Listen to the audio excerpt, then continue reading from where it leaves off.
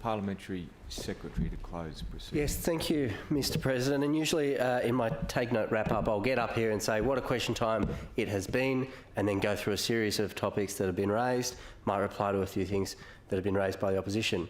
Mr President, it's the last sitting day and the last question time. I just want to say what a term of Parliament that it's been.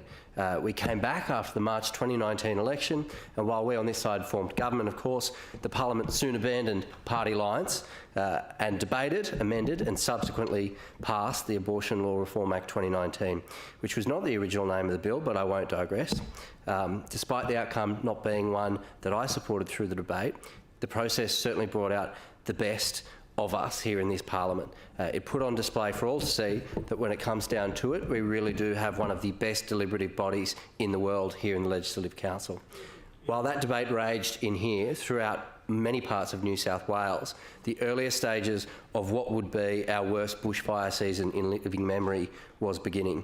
It's such a devastating time with so much loss, which I know still lingers throughout communities throughout New South Wales. Just as those fires would finally start to subside in January 2020, the next month would then see the first of many floods in some areas that had already copped it from the fires that I described. They would soon be traumatised again by nature, which has continued ever since, and as the Honourable Deputy Government Whip just mentioned, continues today. At the same time, I'm sure we all remember, the first lot of COVID cases began to appear in New South Wales just when we thought that we could go back to normal after the fires and the floods. We would then have a 1 in 100 year pandemic at our door. I recall being in this place when those initial case numbers started to rise. Within weeks, we began to lock down in New South Wales. I just want to acknowledge that from that point onwards, we really saw the best of government. From the Premier, Gladys Berejiklian, and the Health Minister, Brad Hazzard, who were of course on the TV every day, I really mean we saw the best from the New South Wales Government, comprising of over 345,000 employees.